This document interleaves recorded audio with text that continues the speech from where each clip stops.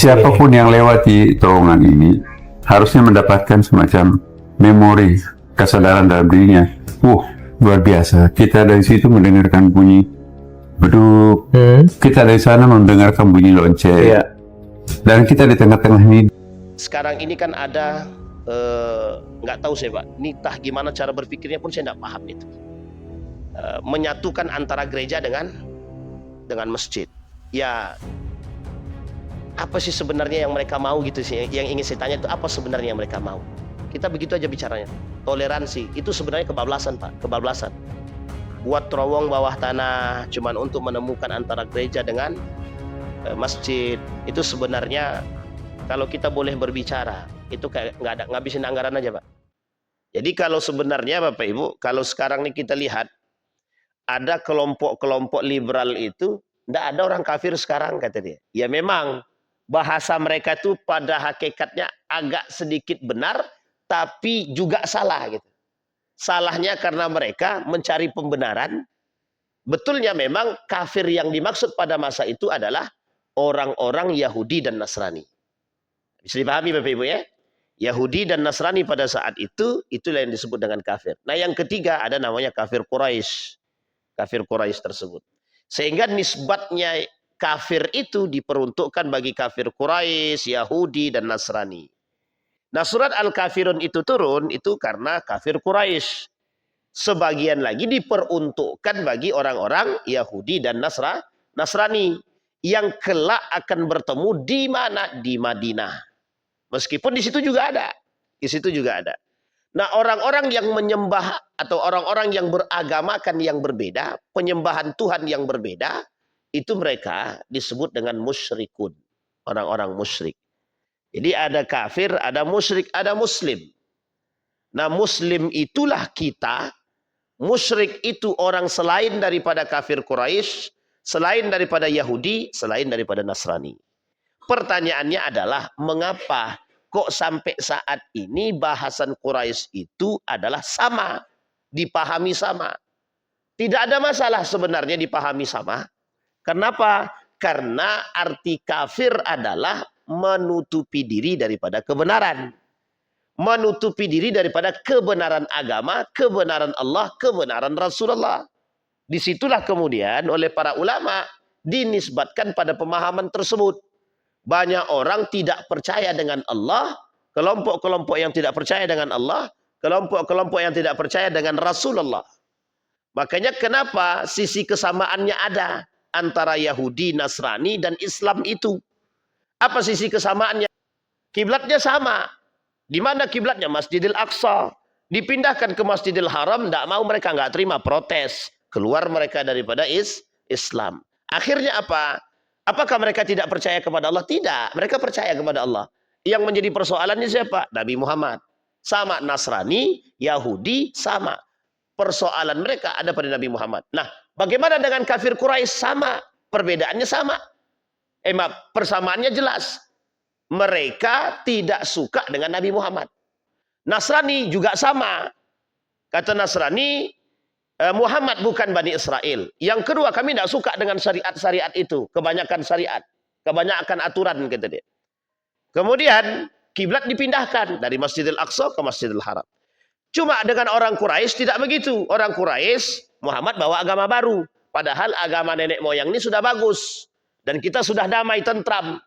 Yang menjadi persoalan yang tidak disukai oleh kafir Quraisy ketika itu adalah banyaknya tradisi-tradisi mereka yang dihapus oleh Islam. Perbudakan, tidak adanya kaya dan si miskin. Itu jelas itu. Mabuk-mabukan diharamkan, khamar diharamkan, biduan diharamkan, dan lain sebagainya. Banyak pengharaman itu banyak. Jadi tidak ada kasta, tidak ada ras di situ. Dengan datangnya Islam, kafir Quraisy tak mau. Karena sudah terbiasa. Ini poin pentingnya Pak, poin pentingnya. Pembiasaan. Sesuatu yang terbiasa, itu kalau ada yang merubah, mesti tidak terima. Mesti tidak terima.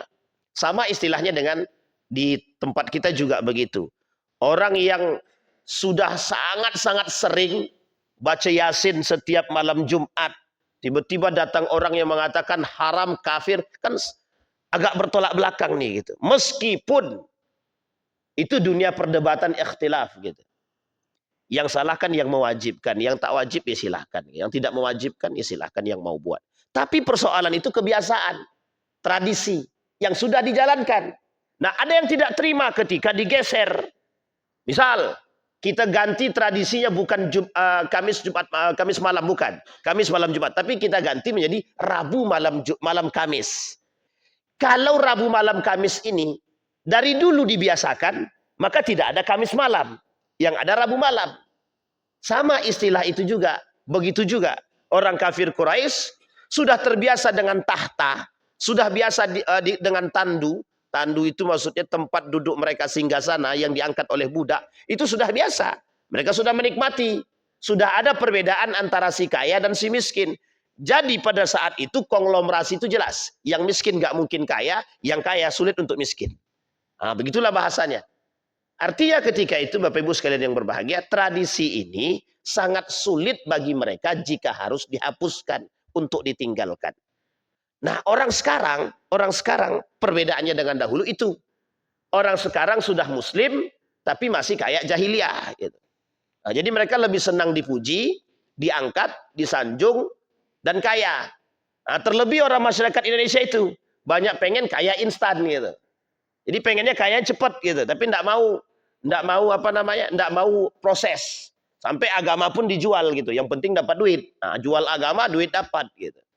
Kan paham Bapak Ibu maksud saya kan? Nah, ini poin penting begitu.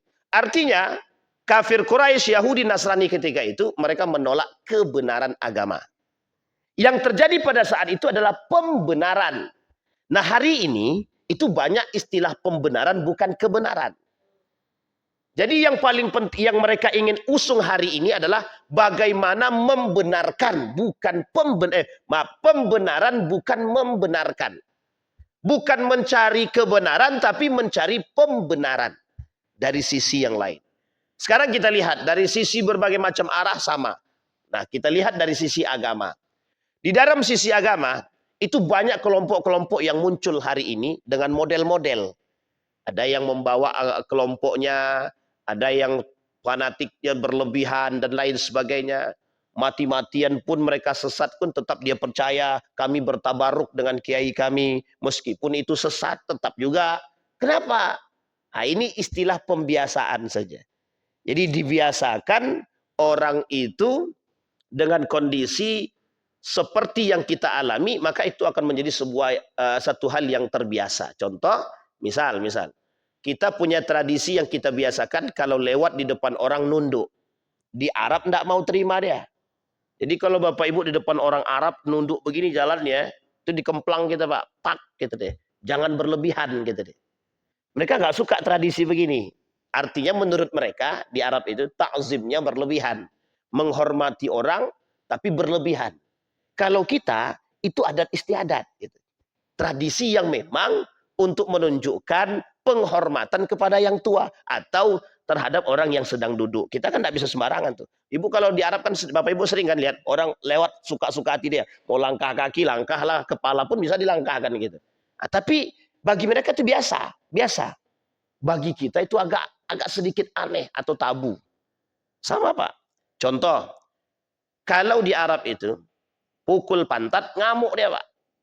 Laki-laki ya, pukul pantat itu ngamuk dia. Itu bisa kita digoloknya tuh. Tapi kalau pegang kepala, cium kepala, oh senangnya bukan main. Coba orang kita, pegang kepala. Kok main-main kepala aku, kok siapa? Wah, itulah bahasa kita sekarang. Cuma uniknya kalau dipegang pantat, biasa aja dia. Nah, itu masalah juga. Tapi ingat ya, laki-laki dengan laki-laki, bukan perempuan dengan laki-laki dan perempuan, bukan. Ini satu pemahaman Pak, tradisi yang menjadi persoalan gitu. Jadi apa masalahnya? Pembiasaan. Sama dengan Isra Mi'raj Pak. Isra Mi'raj itu begitu.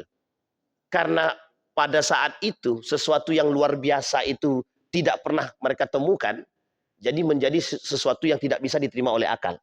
Tapi kalau ya ketika itu yang melakukannya adalah Abu Jahal dan menjadi sebuah kebiasaan dalam tradisi orang-orang jahiliyah dan Quraisy ketika itu, mesti bisa diterima. Begitulah bahasanya.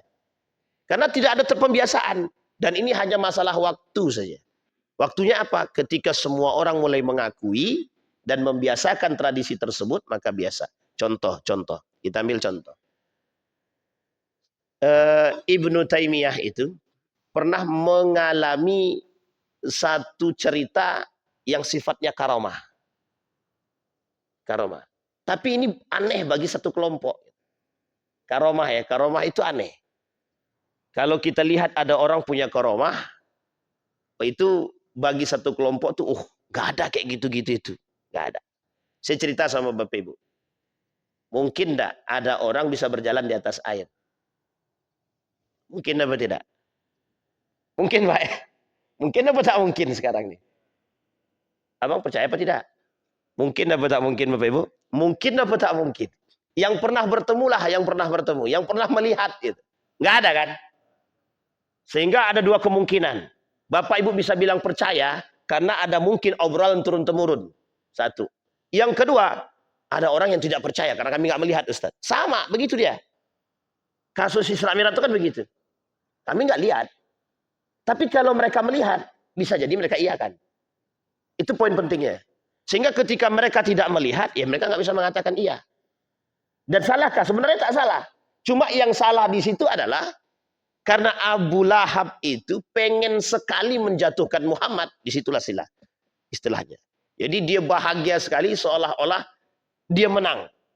Tidak ada lagi, tidak akan ada yang percaya kepada engkau Muhammad. Habislah engkau. Itu kan harapannya. Ternyata promosi Abu Bakar lebih tinggi.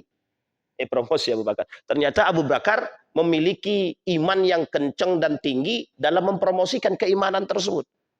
Jadi Bapak Ibu, andai kata ketika itu Abu Bakar tidak percaya, maka habislah Muhammad. Bisa dipahami ya? Tapi begitulah cara Allah menjaga. Menjaga. Artinya Bapak Ibu, tradisi pembiasaan seperti ini, sesuatu yang luar biasa itu bisa terbiasa kalau sering kita temukan. Kalau tidak sering kita temukan ya tidak biasa. Bahkan itu sesuatu yang aneh. Nah, itulah istilahnya Bapak Ibu. Kembali kepada poin kita tadi. Nah, orang-orang kafir Quraisy jahiliyah ini punya tradisi seperti itu. Mereka tidak suka dihapus perbudakannya. Minum khamar diharamkan, mereka nggak terima. Perempuan tidak boleh joget pakaian-pakaian seksi, mereka nggak terima. Musik dihidupkan berlebihan, mereka tidak terima. Semua tidak terima dia. Karena ini tradisi dia.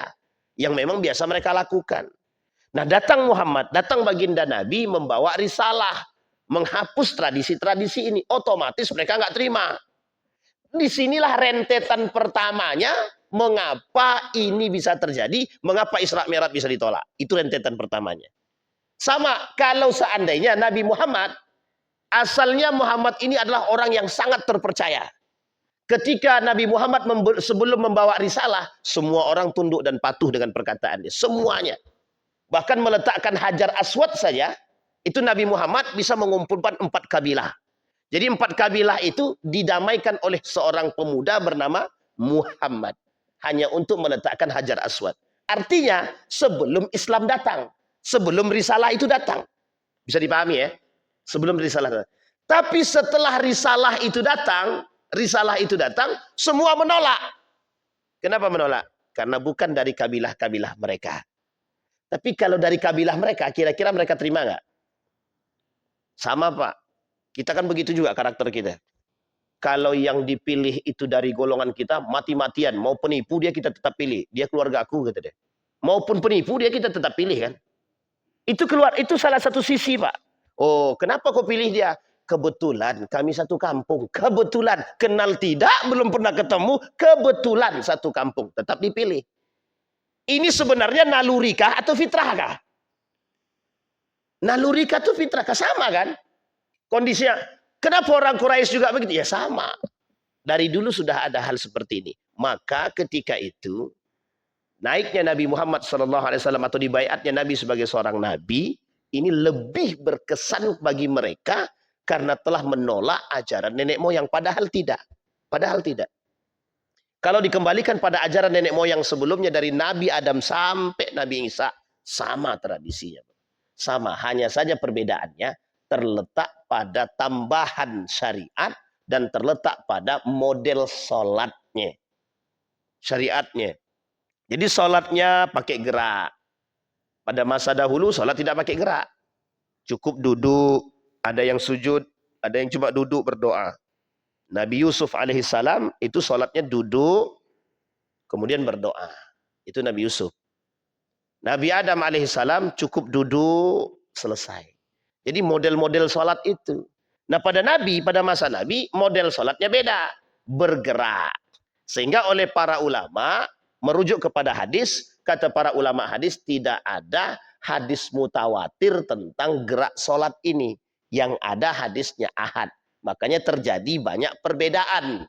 Kata para ulama hadis. Ada yang sholatnya tangannya begini. Ada yang begini, kan begitu ya? Ada yang begini. Yaitu terserahlah, yang penting ada sandaran hadisnya, dan hadisnya sahih, tidak ada masalah. Kalau hadisnya sahih itu tidak ada masalah. Tapi hadisnya palsu, Ustaz, jangan dibuat. Contoh, misalkan dia bilang, Allahu Akbar. Itu kan nggak ada, Pak. Misal dia sholatnya begini. Allahu Akbar. Itu tidak ada, itu orang capek itu namanya, Pak. Cuma capek aja itu. Itu tidak ada begitu itu. Tapi kalau dia sholatnya seperti ada yang begini, kita nggak usah berantem, Pak. Nggak usah berantem. Capein badan aja itu. Karena kita belum sampai ke sana pemahamannya. Ini istilahnya Pak sama.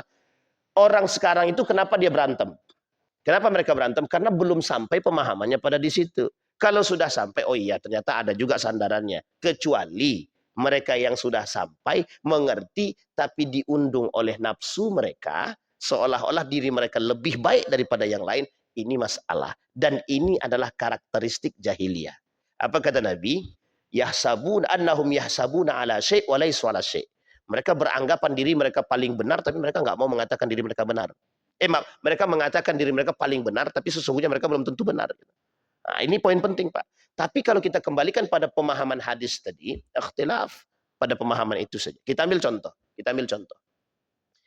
Kenapa ada orang yang wuduknya itu, ada yang dari sini sampai ke siku, ada yang dari sini cuma sampai ke sini. Itu cuma pemahaman satu huruf saja. Perdebatannya cuma pada satu huruf. Kalimat ila. Ila dimaknakan sampai, ila dimaknakan ke. Kalau cuma ke, yang penting ke bawah. Mau basah ke siku, mau enggak terserah. Tapi kalau dimaknakan sampai, harus sampai. Dan ini ada semua pemahamannya. Itu perbedaannya di situ saja. Sehingga pemahaman contoh misalkan. Madhab Imam Abu Hanifah dan madhab Imam Ahmad ibn Hanbal misalkan. Wudhu. Itu satu kali. Dari kepala langsung ke telinga. Nggak perlu tambahan 3 kali, nggak perlu. Tapi madhab Syafi'i, mulai dari muka, tangan, kepala, kaki, semua 3 telinga, 3. Pemaham perbedaannya di mana? Cuma pada kalimat waw. Cuma pada kalimat waw. Apakah waw ini, kalimat setelah waw ini mengikuti yang sini atau pada tempat yang berbeda? Itu saja. Contoh, saya keluar dan turun hujan. Saya keluar pintu dan turun hujan. Kira-kira hujan turun gara-gara saya keluar pintu atau saya keluar pintu memang kebetulan hujan turun? Tergantung pemahamannya, Pak. Kan di situ aja kalimatnya. Ikhtilafnya cuma di situ, Pak. Makanya oleh para ulama ikhtilaf itu namanya fikih tadi. Karena mohon maaf Pak, di situ memiliki satu sisi yang sangat-sangat unik. Apa itu? Ketika seseorang tidak mampu melakukan dengan model sesuatu, misal dengan gaya Imam Syafi'i, mereka nggak sanggup menjalankan itu, mereka bisa turun pada posisi yang lain tanpa harus merubah. Contoh di Masjidil Haram. Contohnya ketika tawaf, orang yang bermadhabkan Syafi'i secara kental, dia nggak bisa Pak. Ketika wudhu dia bingung, ketika batal dia bingung, mau gimana caranya gitu. Sehingga pemahamannya sudah berbeda itu. Ketika tidak sengaja, tidak ingat ya kalimatnya tidak sengaja, tersentuh laki-laki perempuan dalam mazhab Syafi'i batal. Tapi dalam mazhab Imam Malik tidak. Nah sekarang Bapak Ibu pilih yang mana? Hampir semua travel itu menggunakan mazhab yang mana? Padahal mayoritas travel di Indonesia ini mazhabnya Syafi'i atau Maliki. Salah Pak. Mazhabnya duit. Yang penting dapat duit kami. Serius Pak. Sekarang saya tanya, ada orang yang mengatakan begini, nanti sampai sana kita ganti mazhab. Sejak kapan ada ganti mazhab? Gak ada Pak. Itu jangan dijual-jual, itu penjualan sebenarnya. Jangan coba-coba. Istilah pemahaman ini harus diluruskan. Kenapa saya bilang begitu? Di situ, karena masyakohnya, karena masalahnya kita tidak bisa menerapkan mazhab Syafi'i, maka diberikan keringanan. Silahkan lo pilih. Bukan berarti mengganti mazhab. Makanya mohon maaf, kata mazhab Imam Malik sekalipun bersentuhan, tak sengaja, ya nggak ada masalah. Nggak batal. Semua travel pilih yang itu, Pak. Kecuali beberapa travel tertentu. Mayoritas lah, Pak. Itu begitu semua. Nah, itu poin pentingnya. Jadi disitulah yang disebut dengan Tradisi sesuatu yang dulunya tidak bisa diterima, bisa kok kami terima. Ya bisa memang kalau kita mau menerima. Istilah Isra Mi'raj kan begitu juga, sama. Nah sekarang Bapak Ibu kita kembalikan. Ini kan tradisi jahiliyah. Nah persoalan jahiliyah ini, persoalan tradisi jahiliyah ini, menolak Nabi Muhammad itu cuma karena itu Pak. Cuma karena itu. Gengsi Pak. Makanya orang lain yang majusi itu tidak masuk dalam kategori kafir. Majusi masuk dalam kategori musyrik. Karena yang disembahnya, mereka percaya ada Tuhan lain selain daripada Allah. Ada Tuhan lain selain daripada Allah. Nah, kenapa orang kafir Quraisy itu kan nyembahnya berhala, Pak Ustadz? Benar. Tapi nenek moyang mereka tidak berhala. Nenek moyang mereka tidak berhala. Hanya saja ada masa fatrah, hilangnya masa kenabian, mereka belum sampai nabi. Tiba-tiba datang nabi, mereka tidak terima karena bukan dari golongan mereka. Itu masalahnya sekarang. Bisa dipahami sampai di sini Bapak Ibu ya? Baik, kita kembalikan poin tadi. Maka Bapak Ibu sekalian yang berbahagia, dalam persoalan jahiliyah inilah kemudian yang menjadi persoalan kita sampai hari ini. Saya pernah sampaikan di sini, ada namanya dhannal jahiliyah, ada namanya hukmul jahiliyah, ada namanya tabarrujal jahiliyah, ada namanya hamiyatal jahiliyah. Kita bahas poin pertama sampai keempat. Yang pertama itu ada namanya dhannal jahiliyah. Gaya berpikirnya orang jahiliyah. Itu sama Pak. Kami tidak percayalah sama Tuhan. Kami nggak percaya sama Allah. Nah ketidakpercayaan dia terhadap Allah itu dhannal jahiliyah. Orang ketika itu, ada orang munafik dalam perang Uhud. Nabi bilang begini, kata Nabi, kita ini akan dibantu oleh Allah. Orang munafik tidak mau berperang. Tapi terpaksa ikut berperang, malu kalau tidak berperang. Itu saja. Jadi orang munafik itu tidak mau berperang bukan karena apa-apa. Malu. Yang lain berperang, dia tak berperang. Malu dia, akhirnya berperang. Atau terpaksa berperang. Ini orang munafik dalam perang Uhud. Sampai kemudian, dalam perang Uhud pertama, itu umat muslim menang. Nabi bilang, jangan ada yang turun. Pemanah-pemanah itu yang di atas, kata Nabi, jangan turun. Karena Nabi sudah tahu. Nabi punya Allah yang memberikan berita. Uniknya, orang munafik bilang begini. Orang munafik bilang begini, dihasut Pak sama orang munafik. Kata orang munafik, udahlah turun aja nanti kalau tidak diambil harta rampasan ini nanti diambil orang, kata dia. Coba bayangkan, simbol utamanya apa? Harta kan? Sama Pak, rebutan harta saja. Persoalan harta turun semua. Yang pemanah-pemanah tadi turun semua, ngambil itu Pak. Apa ketika kemudian Khalid ibn Walid balik, kemudian menyerang mereka? Apa jawaban orang munafik? Mana kata Muhammad? Kata Muhammad kita akan dibantu oleh Allah. Yang salah siapa sekarang? Saya tanya. Yang salah siapa? Dalam bahasan ini bisa dipahami Bapak Ibu ya. Jadi yang salah siapa, yang disalahkan siapa? Kata Nabi jangan turun. Meskipun Nabi tidak katakan kalau turun nanti akan datang musuh. Nabi tak katakan begitu. Nabi cuma ingin mereka patuh terhadap perintah jangan turun, kata Nabi. Tapi karena hasutan munafik tadi, cara dia menghasut itu mudah. Cara dia mengajak itu mudah. Itu ada harta. Kalau tidak diambil, diambil orang. Pilih mana? Takut kehilangan harta tadi, turun Pak. Sebenarnya orang-orang pemanah ini, mereka masih patuh dengan Nabi. Cuma karena saking kencengnya panggilan harta tadi oleh kaum munafik tadi, turun Pak. Ketika mereka turun, Khalid ibn Walid balik. Ketika Khalid ibn Walid balik, kemudian menguasai kaum muslimin, sampai Nabi pun harus bersembunyi di satu goa. Di salah satu goa itu, yang ada di Jabal Uhud itu. Jabal Uhud itu besar Pak. Semenanjung itu Jabal Uhud namanya. Jadi yang kecil-kecil di tengah itu namanya Jabal Rumat namanya. Di menanjung yang besar itu yang disebut dengan Jabal Uhud, Gunung Uhud itu di situ. Singkat cerita Bapak Ibu sekalian berbahagia, turun Khalid ibn Walid menguasai umat muslim, Nabi pun sampai berdarah. Apa kata orang munafik? Mana Muhammad mendustai kita? Muhammad berbohong terhadap kita.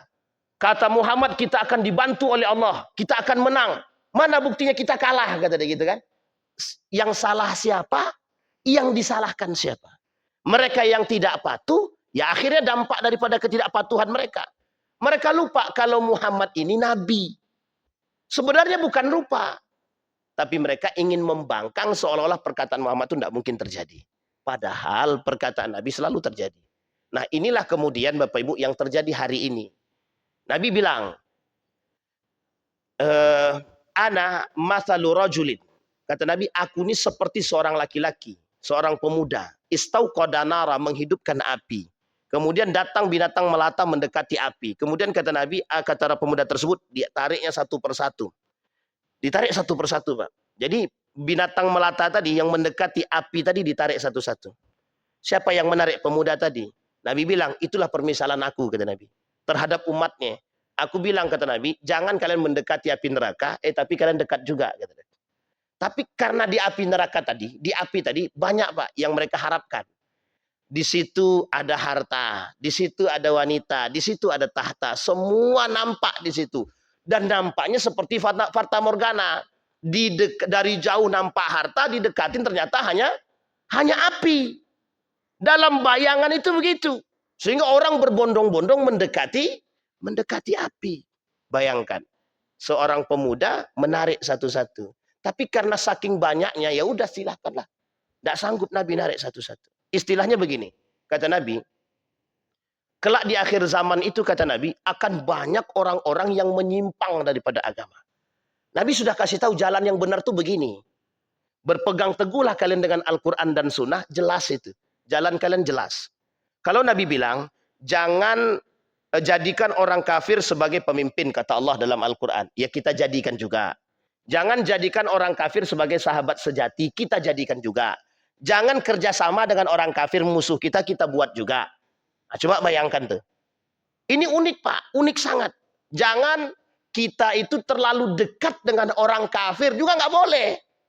Tapi orang kafir yang memusuhi kita. Makanya istilah kafir ini di dalam pemahaman para ulama setidaknya itu ada dua setidaknya. Dia meskipun ada yang beberapa yang membagi, ada yang tiga. Nah setidaknya kita bahas ada dua. Satu kafir harbi, satu kafir zimmi. Kafir harbi itu orang kafir yang memerangi kita. Kafir zimmi itu orang kafir yang berada dalam tanggungan. Contoh seperti kaum-kaum yang dulu berada di bawah tanggungan baginda Nabi Muhammad SAW sebagai seorang khalifah di Madinah. Sekarang begitu. Mazhab fikihnya ada 4. Ada Syafi'i, ada Imam Abu Hanifah, ada Maliki, ada Imam Syafi'i, ada Imam Ahmad ibn Hanbal. Hambali, Syafi'i, Maliki, Hanafi. 4. Meskipun mazhab itu banyak, tidak 4. Mazhab itu banyak. Kalau Bapak Ibu berangkat ke Oman, itu mazhabnya beda lagi. Beda lagi mazhabnya, tidak ada yang 4 itu. Ada beda lagi nama mazhab, saya lupa itu. Kebetulan waktu itu saya di situ, kok aneh ini? Ya nggak apa-apa. Karena ada perbedaan. Mereka lebih mengusung perdamaian. Jadi tinggalkan perbedaan, yang penting kita harus tetap damai. Nah, ini dia bahasanya Pak di sana itu begitu. Nah kembali kepada poin tadi Bapak Ibu. Jadi ketika dalam piagam Madinah mereka sudah bubar semua, ini bersatu nih Pak. Munafik orang kafir, munafiknya orang muslim bersatu. Hanya untuk menyingkirkan Nabi. Sekarang begitu. Orang sekarang begitu. Contoh, kita ambil contoh. Islam ini kan sudah benar baik-baik aja Pak. Pada masa dulu, dari dulu sampai sekarang Islam tuh baik-baik aja Pak. Ya'lu wala yu'la alaih. Di gimana pun Islam tuh nggak akan rusak Pak. Islamnya nggak rusak, kitanya yang rusak. Bisa dipahami Pak ya? Artinya Islam ini di otak-atik bagaimanapun dia nggak akan runtuh Pak. Karena ini agamanya Allah. Agamanya Allah nggak akan runtuh Pak. Yang runtuh tuh kita. Memang karena kita runtuh, jadi kita nggak. Islam itu tidak ada pengikutnya. Artinya minim pengikutnya. Kalaupun banyak pengikutnya, tapi mereka mohon maaf sinkritisme, mencampur adukkan pemahamannya. Bisa dipahami ya Bapak Ibu? Kita ambil contoh. Sekarang itu zaman Nabi tidak ada zaman Nabi tidak ada istilah menyatukan antara gereja dengan masjid, itu tidak ada. Tidak ada Pak. Sejak kapan ada Nabi buat? Jangankan Nabi, pada masa Umar bin Khattab saja. Kita ambil pada masa Umar bin Khattab. Ketika Umar bin Khattab menaklukkan Palestina, ya, ada ndak Umar bin Khattab itu sholat di dalam gereja? Tidak Pak. Umar bin Khattab sholatnya di mana? Di luar. Kenapa Umar bin Khattab sholatnya di luar? Kalau sholat di dalam, nanti diratakan oleh muslim di gereja sekalian. Berubah jadi masjid. Itu logika Umar bin Khattab. Kalau seandainya Umar bin Khattab sholat di dalam gereja, besok gereja itu habis diganti jadi masjid. Kira-kira toleransi nggak tuh? Itu saking tingginya Pak toleransinya Pak. Saking tingginya toleransinya Umar paham. Karakter umat muslim ini itu lagi senang jihad. Jadi kalau macam-macam dihabisin semua. Artinya ketika itu kata Umar, kalau aku sholat di situ, yakinlah kelak gereja ini hilang. Artinya dihabisi. Bakal jadi tempat sholat. Akhirnya di mana? Umar bin Khattab sholat di depan gereja. Umar bin Khattab sholat di depan gereja. Ini sholat di depan gereja nih Umar bin Khattab. Ya kan? Ketika Umar bin Khattab sholat di depan gereja, disitulah oleh para pendeta-pendeta ini, pada masanya dijadikanlah masjid yang bernama Umar bin Khattab. Uniknya, tidak ada terowong di situ. Tidak ada terowong tembus antara gereja dengan masjid. Tidak ada. Bisa dipahami Pak ya? Ini bahasa dalam perang pemikiran, ada 4 metode. Jadi 4 metode penyimpangan akidah. 4 metode kerusakan gaya berpikir. 1 diantaranya taskik. Taskik itu apa? Membuat umat muslim ini ragu dengan agama dia sendiri. Kita ambil contoh. Kita ini sudah kuat dengan agama kita misalkan. Nah, bagaimana caranya biar kita ini ragu dengan agama? Caranya adalah benarkan yang salah, salahkan yang benar. Oh, itu terlalu frontal. Kalau membenarkan yang salah, menyalahkan yang benar secara langsung, itu frontal, Pak. Sangat frontal. Contoh, kita bilang, oh itu hancurkan gereja itu. Frontal nggak, Pak? Di negara Republik Indonesia frontal nggak? Kalau ada Bapak Ibu yang datang ke gereja langsung menghancurkan gereja, kira-kira dianggap apa itu? Yakin saya dianggap teroris itu. Mesti itu, Pak. Atau intoleran. Mesti begitu. Tapi tidak begitu caranya. Caranya adalah dibuat dulu dia ragu-ragu. Kira-kira benar enggak ya? Boleh enggak ya? Kita bangun, boleh enggak ya kira-kira umat muslim pakai bajunya orang Nasrani misalkan. Boleh enggak? Kan cuman pakaian aja. Dibuat ragu dulu nih. Ya, enggak apa-apa cuman pakaian aja. Kok enggak pakaian kan enggak ada hukumnya. Bisa dipahami Bapak Ibu. Akhirnya kita pakai nih. Ketika kita pakai, tidak ada yang protes. Tidak ada yang ngomel. Karena tidak semua umat ini paham dengan agama secara baik gitu maksud saya. Artinya tidak semua kita ini paham agama itu detail. Sampai fikih-fikihnya kita mengerti secara detail kan tidak. Ini logika berpikir ya Pak. Sehingga Bapak Ibu, caranya adalah dipakai dulu. Kalau ada yang protes, berarti tandanya nggak boleh. Tapi kalau tidak ada yang protes, berarti boleh. Padahal tidak ada yang protes belum tentu tidak boleh. Bisa dipahami ya? Bisa dipahami Bapak Ibu? Jadi belum tentu tidak boleh. Tapi yang terjadi itu dipakai dulu. Kalau tidak ada yang protes berarti aman. Akhirnya apa yang terjadi? Tidak banyak yang protes. Kenapa tidak banyak yang protes? Karena tidak banyak yang mengerti ilmu fikih secara jelas. Dan tidak banyak yang paham hadis Nabi secara detail. Singkat cerita, dianggap biasa. Akhirnya yang terjadi apa? Biasa kok kami pakai pakaian begitu. Bisa dipahami Bapak Ibu ya? Ini poin penting Pak. Kita ambil contoh. Ada muslim, sangat muslim, banyak orang-orang muslim itu yang memasang jimat di dalam toko-toko mereka. Tapi jimatnya tidak bertuliskan la ilaha illallah atau apalah, tidak. Cuma jimatnya itu pakai model begini. Tahu Bapak Ibu ya? Ya nggak usah terlalu detail-detail betul lah kan begitu. Jadi paham Bapak? Pertanyaan saya, kira-kira pahamnya dia apa? Kalau kami pakai itu adalah keberuntungan Ustaz. Sekarang saya tanya, betulkah dalam sisi agama kita itu menjadi sebuah keberuntungan? Sekarang saya tanya, ada enggak yang protes? Enggak ada Pak. Karena kita mau protes, itu kita sudah disandungkan dulu. Disandingkan dulu dengan satu undang-undang. Disandingkan dulu dengan satu pemahaman hak setiap orang. Jadi kita nggak bisa ganggu hak orang lain.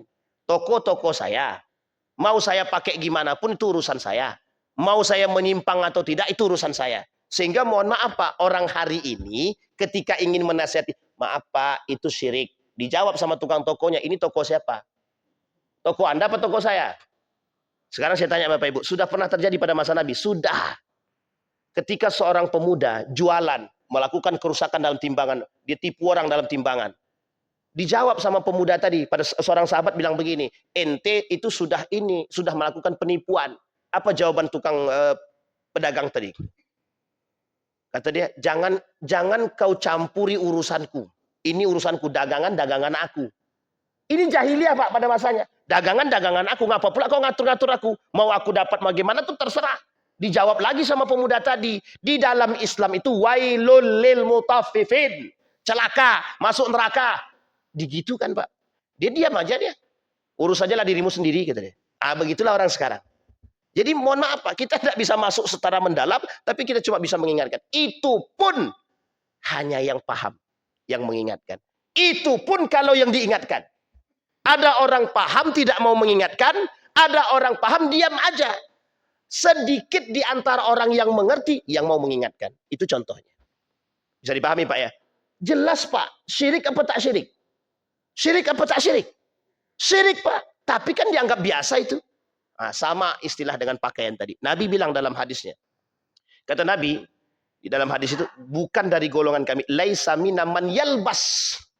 Bukan dari golongan kami, dari orang-orang yang berpakaian. Yang tidak selayaknya berpakaian. Artinya begini. Kata Nabi, kalau ada orang-orang yang berpakaian menyerupai orang-orang Nasrani, bukan dari golongan kami, kata Nabi. Ya, tapi kan kita anggap, kan cuma sekedar pakaian biasa aja. Bapak Ibu lihat, ketika kemarin itu ya, 25 ke atas itu, banyak sekali toko-toko, meskipun yang punya dan muslim, ada lambang-lambangnya di situ. Bahasa mereka apa? Sederhana, toleransi. Toleransi. Yang kedua, hak asasi manusia. Toko-toko kambing apa pula Ustadz yang protes gitu. Nah, itu yang kita tidak bisa masuk lebih dalam di situ, Pak. Kalau kita masuk lebih dalam, anggaplah sampai melakukan kerusakan, di situ dibahas, Pak. Di dalam agama ada, di dalam undang-undang kita kena. Oh, namanya penjarahan, tetap salah. Sekalipun dalam agama kita hanya mengingatkan dan berhala-berhala itu harus di bumi hanguskan, tapi dalam urusan kenegaraan kita nggak bisa semena-mena. Bisa dipahami sampai di sini? Jadi sebenarnya kita ini sedang dilema. Meluruskan sesuatu yang salah, tapi kalau salah meluruskannya kita masuk penjara. Ini nggak bisa. Makanya istilah itu ada payungnya sekarang. Apa payungnya? Setiap orang berhak memilih agama sesuai kepercayaan. Sekarang saya tanya, itu kira-kira benar apa salah? Benar secara undang-undang. Tapi dalam agama kita salah enggak? Salah Pak. Contoh, ada orang bolak-balik keluar Islam. Keluar masuk. Kalau kita bicarakan hak asasi, itu hak saya Ustaz. Kami kan mau memilih agama kan bebas. Sesuka hati kami yang penting mana sesuai kepercayaan kami. Lah kok bisa begitu? Artinya akhirnya apa? Ya keluar masuk agama. Yang pertama. Yang kedua, dalam pemahaman agama kita, orang yang murtad itu hukumnya apa? Boleh Pak kita bunuh, boleh. Boleh dibunuh. Itu dalam agama. Tidak dalam undang-undang, saya tekanin Pak ya. Bukan dalam undang-undang. Tapi kalau dalam agama orang kafir itu boleh dibunuh. Murtad. Darahnya halal Pak. Salah satu di antara 3 yang boleh dibunuh, kata Nabi. Satu adalah yang murtad, yang keluar daripada agama. Apalagi, mohon maaf, keluar dia bertujuan untuk merusak Islam. Oh, itu lebih parah lagi itu. Darahnya bukan halal lagi, halal banget kan begitu. Nah, itu terjadi Pak, terjadi. Jadi di Indonesia ini, bukan di Indonesia, di negara, di dunia ini sudah banyak yang seperti itu. Disinilah poin penting kita. Makanya bahasanya para ulama mengatakan salah satu model penyimpangan yang paling nampak hari ini itu adalah tasykik. Membuat umat muslim ragu dengan agama dia sendiri. Contohnya tadi. Yang kedua. Contoh yang kedua. Sekarang ini kan ada, nggak tahu saya Pak, nitah gimana cara berpikirnya pun saya nggak paham itu. Menyatukan antara gereja dengan masjid. Ya, apa sih sebenarnya yang mereka mau gitu sih? Yang ingin saya tanya itu apa sebenarnya yang mereka mau? Kita begitu aja bicaranya Pak. Toleransi, itu sebenarnya kebablasan Pak, kebablasan. Buat terowong bawah tanah, cuman untuk menemukan antara gereja dengan masjid. Itu sebenarnya kalau kita boleh berbicara, itu kayak ngabisin anggaran aja Pak. Kalau kita boleh berbicara itu cuma ngabisin duit aja. Pertanyaannya adalah, lewat atas kan bisa, ngapain harus lewat bawah gitu loh. Kan nggak perlu harus sampai ke bawah kan gitu. Itu satu. Yang kedua, ngapain gitu loh. Yang ketiga, justru orang suzon. Nah, nanti kan yang disalahkan kalau kita suzon kan kita, ya harusnya maka jangan suzon gitu. Kita juga yang disalahin. Padahal yang menimbulkan suzon itu siapa? Ya mereka. Itu tidak terlalu penting Pak. Yang penting itu yang kita khawatirkan ada agenda terselubung dari mohon maaf campur tangan Israel Yahudi dalam mohon maaf merusak Islam. Itu yang kita takutkan. Karena semua yang kita sampaikan itu ada proyeknya. Apa proyeknya? Proyeknya adalah westernisasi. Yahudisasi. Meyahudikan, menasranikan. Itu biasa, Pak. Dalam istilah kristologi, ada itu. Makanya dalam Kristen itu ada dua, Pak. Di antara salah satunya ada yang namanya misionaris. Tahu Bapak Ibu, misionaris. Yang sengaja ada untuk menghancurkan Islam, punya misi. Bayangkan Bapak Ibu, di dalam pesantren aja bisa masuk. Dalam pesantren, itu mereka bisa masuk. Sampai selesai jadi ustadz. Paham bahasa Inggris, paham Arab, paham kitab. Akan selesai itu, Pak. Itu mudah sekali untuk membuat orang menjadi sesat itu. Nah, itu coba bayangkan, sampai sebegitunya. Dan itu namanya misionaris. Mereka punya misi. Apa misinya? Menghancurkan Islam. Nah, salah satu misinya Donald Trump kan begitu. Donald Trump ini misinya adalah merusak tenang Bang ya, tenang aman ya kan? Aman kan? Tersebutkan tak apa-apa kan? Karena itu sudah umum gitu. Ya, jadi misinya itu. Makanya simbol Islamophobia hari ini itu Amerika. Simbol Islamophobia hari ini adalah Amerika. Yang paling benci terhadap Islam. Nah, salah satunya. Pertama itu tashkik. Dibuatnya kita ragu. Sudah, pokoknya Desember itu memang masa keraguan itu. Masa membuat orang untuk meragukan agama. Ada yang boleh ini. Sekarang ada yang kedua. Contoh yang lain. Bapak Ibu tahu KUHP ya? KUHP. Tentang KUHP. Tentang siri dan poligami. Ini juga termasuk Pak salah satu poin yang harus kita hati-hatikan. Yang berbicara tentang agama itu harusnya yang pakar agama. Bukan yang tidak pakar agama. Poligami, nikah siri itu masuk dalam ranah agama. Lebih tepatnya dalam urusan fikih. Lebih tepatnya dalam urusan muamalah. Yang harusnya berbuat dan berbicara dan berfatwa adalah Majelis Ulama Indonesia. Ini poin penting. Nah, tapi salah satunya begitu. Kemudian contoh yang lain. Nikah beda agama. Kita bilang haram, Al-Quran bilang haram, mereka bilang halal. Gitu. Boleh, tak ada masalah. Nah, kembali kepada pemahaman tadi. Kata orang liberal, kafir itu sekarang tidak ada. Tapi kata mereka, itu kan diperuntukkan ahlul kitab. Jadi sekarang kafir tak ada, ahlul kitab tak ada. Berarti boleh-boleh saja nikah. Pemahaman kebaliknya, Pak. Jadi mafhumul mukhalafahnya begitu. Bagi mereka. Cara memahaminya mereka cari dengan cara yang lain. Islam melarang nikah beda agama. Tapi dalam Al-Quran itu disebut. Satu ahlul kitab, yang kedua kafir. Sekarang menurut mereka orang kafir itu tidak ada. Ahlul kitab tidak ada. Kalau ahlul kitab tidak ada, orang kafir tidak ada, berarti boleh dong nikah beda agama. Paham sampai di sini Pak ya? Kira-kira makin ragu apa tak ragu kita debatnya? Satu. Yang kedua, kita kembalikan. Kalaupun ahlul kitab sekarang itu ada, diartikanlah ahlul kitab itu yang paham kitab. Kita anggap sekarang Injil. Ada nggak orang yang paham Injil sekarang? Banyak enggak perempuan-perempuan yang mengerti Injil? Banyak. Berarti boleh dia menikah dengan perempuan yang mengerti Injil. Kenapa? Yang disebut dengan ahlul kitab di situ adalah yang paham kitab. Nah, yang paham kitab itu yang mengerti isi kitab. Yang mengerti isi kitab itu yang mengamalkan isi kitab. Berarti kalaupun dia non-muslim dia, paham Injil, dia perempuan, dia boleh dinikahi. Bisa dipahami sampai di sini, Pak? Nah, ini kan kacau. Maka kata Kiai Haji Khalil Nafis, tidak ada istilah ahlul kitab sekarang. Perbedaannya di mana? Nasrani dahulu dengan Nasrani sekarang berbeda. Jauh perbedaannya. Nah, kita nggak mau runut lebih nih Pak. Ini agak berbahaya nih, sensitif, agak sentimen. Kalau nggak ada ini saya sebutin semua deh Pak. Ini masalahnya orang-orang ini Pak. Masalahnya ini nih. Jadi Bapak Ibu, perbedaannya di situ. Nah, sehingga kita sekarang ini dibuat seperti meragukan agama. Jadi kita ini seperti orang yang disuruh untuk ragu terhadap agama kita sendiri. Ketika ditanya, kira-kira benar nggak yang mereka lakukan? Dijawab Pak, kalau kita bilang nggak benar. Tapi kata mereka, Ustadz aja buat kok gimana? Sekarang makin ragu apa tak ragu? Diperkuat oleh orang-orang yang mengerti agama. Inilah istilah kita, dalam istilah Nabi dalam hadisnya itu, du'atun ila abwabi jahannam. Jadi ada da'i yang mengajak umat kepada neraka jahannam. Maksudnya kenapa kok neraka jahannam? Mengajak umat jadi kufur. Mengajak umat jadi ragu terhadap agama dia sendiri. Mengajak umat untuk bahasanya apa? Mengajak umat untuk ragu terhadap nilai-nilai agama. Makanya Bapak Ibu tidak usah heran kalau ke depan orang tidak kenal Al-Quran, itu biasa.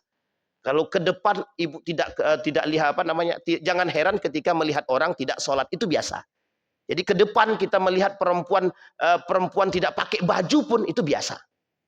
Ke depan kita melihat orang-orang yang biasa bernikah beda agama, satu atap beda agama, itu biasa. Ke depan itu biasa. Kenapa biasa? Karena itulah program pembiasaannya. Kenapa? Tradisi ini yang harus dibiasakan. Kembali kepada poin kita tadi di awal, membiasakan sesuatu yang tidak biasa. Pertanyaannya, apakah kelak sesuatu yang tidak terbiasa ini akan menjadi biasa? Iya. Kenapa? Karena diamnya orang yang mengerti. Yang kedua, tidak ada yang menegur. Yang ketiga, memang dibiasakan agar terbiasa. Pada akhirnya, semua orang yang melihat akan membenarkan yang dibuat. Betul apa tidak betul? Mesti begitu, Pak. Sama istilahnya begitu. Makanya sesuatu yang aneh bagi kita hari ini, kita ambil ya Bapak Ibu.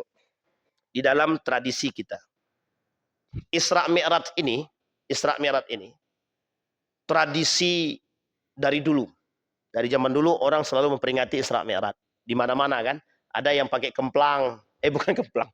Pakai apa namanya? Pakai rebana. Ada yang pakai kasidahan. Ada dan lain sebagainya lah. Ini kan model saja, model. Tapi kan ini tradisi. Tapi Bapak Ibu, ketika satu kampung itu membuat itu, kira-kira terasa nikmat apa tidak? Semua merayakan atau melakukan peringatan Isra Mi'raj. Hidup suasana. Tiba-tiba pada satu tahun pemerintahnya bilang begini, tidak ada yang melakukan Isra Mi'raj. Kira-kira bagaimana? Ada enggak yang menentang? Ada mesti. Cuma menentang, melawan tak bisa. Ya kan, melawan tidak bisa. Akhirnya apa? Pemaksaan. Tahun pertama. Tahun kedua, kata pemimpinnya, wah ini terlalu frontal kalau kita cut secara langsung. Takutnya mereka protes. Ya gini aja, sebagian tempat boleh, sebagian tidak. Paham maksud saya Bapak Ibu ya? Artinya apa? Menghilangkan tradisi ini, itu tak bisa sekaligus. Tapi harus perlahan. Tapi yakinlah ke depan tidak ada tradisi itu. Tidak ada. Begitulah yang mereka lakukan hari ini untuk membuat kita ragu dengan agama kita sendiri. Makanya istilah Nabi, kelak tidak ada orang yang kenal dengan Islam kecuali tinggal nama Islam itu sendiri. Kelak orang tidak mengerti Al-Quran kecuali tinggal tulisan itu sendiri. Yang dimaksud oleh Nabi adalah itu dia, Pak. Makanya mohon maaf, sekarang ini banyak Bapak Ibu temukan aliran-aliran yang aneh-aneh. Yang aneh-aneh. Aneh-aneh pokoknya. Tidak sah sholatnya pakai ini itu. Jadi kalau sempat setiap kelompok mengisyaratkan sahnya sholat itu dengan pakaian, maka tidak sahlah sholat Bapak Ibu ini kalau tidak pakai merah putih. Kemudian Muhammadiyah bilang, tidak sah sholatnya orang Muhammadiyah kalau tidak pakai peci lambangnya Muhammadiyah.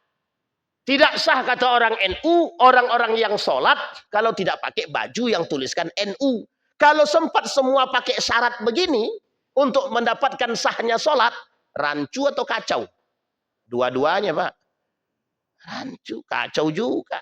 Nah, adakah? Enggak. Sekarang pertanyaannya, apa yang menjadi tolak ukur mereka? Hadis Nabi kah? Bukan. Yang dijadikan sandaran apa? Akal. Yang kedua, apa yang dijadikan sandaran? Mohon maaf. Nah, apa nih Pak? Dunia. Jadi agama pun dijual demi dunia. Makanya ada, ya saya bukan termasuk orang yang anti ya, tapi ya saya termasuk orang yang kurang suka saja kalau orang yang berlebihan. Masa ludahnya aja bisa berkah. Bapak Ibu, ludah saja mahal, 200.000. Sini saya ludahin Pak, enggak mungkin pula kan Pak. Ludah bisa 200.000 itu kan mahal Pak. Tapi begitulah Pak, begitulah keadaannya begitu. Jadi sesuatu yang tidak normal itu akan jadi normal. Yang normal justru tidak normal. Jadi kalau Bapak Ibu lihat hari ini ada orang yang mencari orang jujur itu susah, ya memang kondisinya begitu. Mencari orang yang baik itu susah, ya memang kondisinya begitu. Kalau dulu kita cari orang alim tuh hampir setiap tempat kita bisa temukan. Alim bukan berarti mereka itu ustadz, bukan berarti itu, tidak hanya itu. Banyak orang yang alim, yang soleh, tapi tidak ustadz itu banyak Pak. Banyak. Sekarang saya tanya Pak, Umar bin Khattab itu terkenal alim tidak? Tapi kan dia bukan ustadz, dia itu kepala negara. Abdurrahman bin Auf itu kira-kira secara keagamaannya kuat nggak Pak? Kuat banget Pak, kuat banget. Tapi dia juga bukan ustadz kan gitu. Tapi ahli perdagangan.